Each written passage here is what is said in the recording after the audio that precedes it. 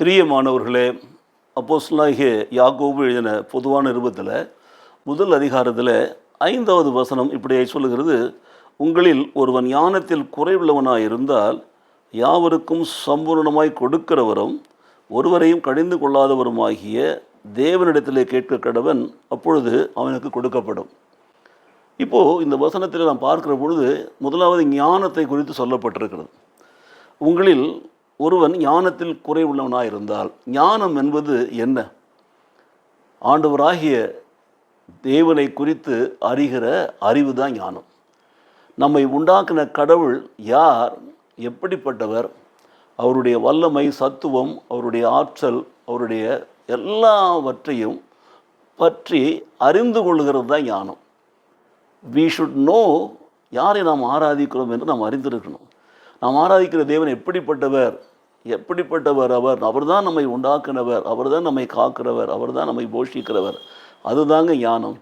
அவர் நம்மை நடத்துவார். அப்போது அவர் தான் நம்மை படைத்து, நம்மை ரட்சித்து, நம்மை பாதுகாத்து நடத்துகிறதுனால நம்முடைய தேவைகளை எல்லாவற்றையும் கொடுக்கிறவர் என்பதை நாம் விசுவாசிக்கணும். அந்த வல்லமையை உணரணும். அதுதான் ஞானம். அந்த ஞானம் குறைவாக இருந்தால், சொல்லப்பட்டிருக்கு, அந்த ஞானம் உங்களுக்கு குறைவாக இருந்தால் யாவருக்கும் சம்பூர்ணமாய் கொடுக்கிறவரும் ஒருவரையும் கடிந்து கொள்ளாதவருமாய் இருக்கிற தேவனிடத்திலே கேட்க கடவன். So he has to give us that wisdom. அவர் தான் ஞானத்தை கொடுக்கணும். அவர் தான் உண்டாக்கினவர், அவர் தான் நடத்துகிறவர், அவர் தான் தேவைகளை கொடுக்கிறவர், அவர் தான் குறைகளை நிறைவாக்குகிறவர், அவர் தான் பூரணப்படுத்துகிறவர். அவரிடத்திலே கேட்க வேண்டும். அவர் யார், எப்படிப்பட்டவர் என்று பார்த்தால், அவரிடத்தில் ஏன் கேட்க வேண்டும் என்று பார்க்கிற பொழுது, அவர் சம்பூர்ணமாய் கொடுக்கிறவர். நாம் கேட்கிறவைகளை சம்பூர்ணமாய் கொடுக்கிறவர். ஒன்று, ஒருவரையுமே கடிந்து கொள்ள மாட்டார்.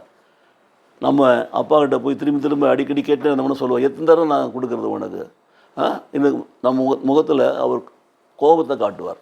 ஆனால் நாம் ஆராதிக்கிற தேவன் அப்படிப்பட்டவர் அல்ல. அந்த தேவனை பற்றி நாம் அறிகிற ஞானத்தை பெற்றுக்கொள்கிறோம் என்று சொன்னால், definitely he will not show his face என்றெல்லாம் நாம் உணர்ந்திருந்தால் அவரிடத்தில் கேட்போம். கேட்க கடவன் என்று சொல்லப்பட்டிருக்கிறது. அப்போது கேட்க கடவன், அப்பொழுது அவனுக்கு கொடுக்கப்படும். இதைத்தான் ஆண்டவர் இயேசு பூமியில் வாழ்ந்த பொழுதும் சொன்னார். மத்தேயு சுவிசேஷம் 7ஆம் அதிகாரத்தில் 7ஆம் வசனத்தில், கேளுங்கள் அப்பொழுது உங்களுக்கு கொடுக்கப்படும், தேடுங்கள் கண்டடைவீர்கள், தட்டுங்கள் திறக்கப்படும். தேவனிடத்தில் கேளுங்க. அவர் தான் சம்பூர்ணமாய் கொடுக்கிறவர், பூரணமாய் கொடுக்கிறவர், அவரே நம்மை உண்டாக்குனவர். அதுதாங்க ஞானம். அந்த விசுவாசத்தை நாம் பெற்றுக்கொள்ள வேண்டும் என்று சொல்லி தான் இந்த காலை வேளையிலே ஆண்டவர் உணர்த்துகிறார். ஆகவே தேவன் தான் நம்மை எல்லா வகையிலும் படைத்து, ரட்சித்து, பாதுகாத்து, நமக்கு எல்லாவற்றையும் கொடுத்து, போஷித்து, நிறைவாக கொடுத்து ஆசீர்வதிக்கிறார் என்பதை நாம் விசுவாசிக்கிற பொழுது அவரிடத்தில் கேட்போம். கேட்கிறவனும் பெற்றுக்கொள்ளுகிறான், கேட்கிறவனுக்கு கொடுக்கப்படும். ஜெபிப்போமா? நேசிக்கிற நல்ல பிதாவே, கேளுங்கள் அப்பொழுது உங்களுக்கு கொடுக்கப்படும், தேடுங்கள் கண்டடைவீர்கள், தட்டுங்கள் திறக்கப்படும் என்று சொல்லி மத்தேயு 7:7 சொன்ன எங்கள் ஆண்டவராகிய இயேசு கிறிஸ்துவினுடைய வார்த்தைகளை நாங்கள் தியானிக்கிற இந்த வேளையில், யாக்கோபு நிருபத்திலே 1ஆம் அதிகாரத்தில் 5ஆம் வசனத்தை வாசிக்கிறோமே, நாங்கள் ஒன்றிலும் குறைவுள்ளவர்களாக இராதபடிக்கு சம்பூர்ணமாய் கொடுக்கிறவரிடத்தில், ஒருவரையும் கடிந்து கொள்ளாதவரிடத்தில் நாங்கள் கேட்கும்படி கற்றுக் கொடுத்ததற்காக எமக்கு ஸ்தோத்திரம். நாங்கள் கேட்டு பெற்றுக்கொள்ளும்படியாக, முதலாவது நாங்கள் கேட்கிறவர் யார் என்கிற ஞானத்தை பெற்றுக்கொள்ளும்படி எங்களை ஆசீர்வதிப்பீராகும். இயேசு கிறிஸ்து நாமத்திலே பிதாவே, ஆமென், ஆமென்.